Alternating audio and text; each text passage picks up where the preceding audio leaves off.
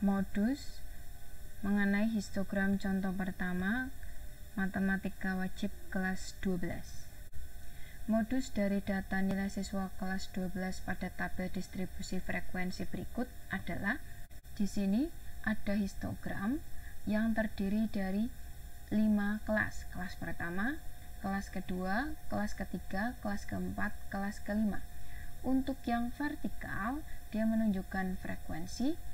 Untuk yang horizontal atau mendatar, dia menunjukkan data nilai siswa. Karena kita yang diminta adalah mencari modus, maka langkah pertamanya adalah menentukan kelas modus dan tentukan tepi bawahnya. Modus adalah datum yang paling banyak keluar atau sering muncul, sehingga bisa kita lihat dari frekuensi yang paling besar. Di sini, frekuensi yang paling besar ada di kelas kedua, bernilai 17. Maka, tepi bawah kelas kedua adalah 52,5. Kemudian, hitung selisih frekuensi kelas modus dengan frekuensi sebelum kelas modus.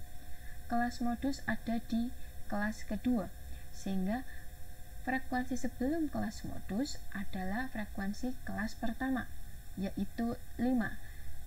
Sehingga D1 adalah 17, ini dikurangi 5, berarti 12.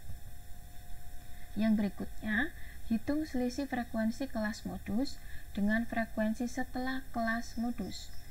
Kelas modus di kelas kedua, maka setelah kelas modus adalah kelas ketiga, sehingga 17 dikurangi kelas ketiganya adalah 14, berarti 17 dikurangi 14 adalah 3, sehingga D2 nya adalah 3.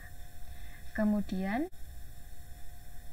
carilah panjang kelas atau C. Di sini C nya adalah 3, didapat dari tepi atas dikurangi tepi bawah. Kalau menggunakan kelas modus, tepi atas kelas modus adalah 55,5, dikurangi tepi bawah kelas modus adalah 52,5, berarti 3.